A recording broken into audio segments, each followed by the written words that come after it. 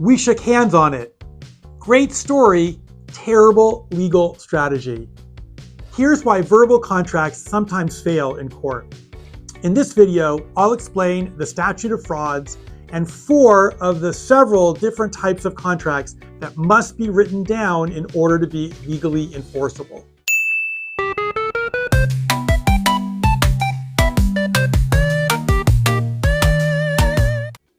The Statute of Frauds says some types of contracts must be in writing to be legally enforceable. First type, real estate. If you are buying or selling real estate, or even leasing it for a long-term lease of more than a year, the contract has to be in writing. I promise to sell you my house, needs a writing. Exception is short-term leases. A lease for less than a year does not have to be in writing. Second type, expensive goods. Contracts for goods worth $500 or more have to be in writing to be enforceable. So if you're selling your car or expensive jewelry or your laptop for $800, get the contract in writing or it won't be enforceable.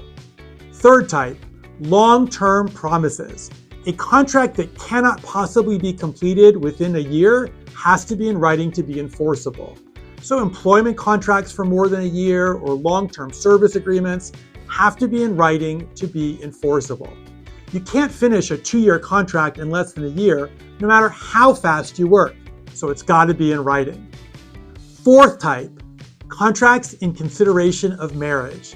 This is like a prenuptial agreement that says what happens if the marriage ends. That also is within the Statute of Frauds, has to be in writing to be enforceable. Why does this law exist? Well, people lie. Memories fade and details get fuzzy. A writing creates a record that shows the deal really happened and shows what the terms were.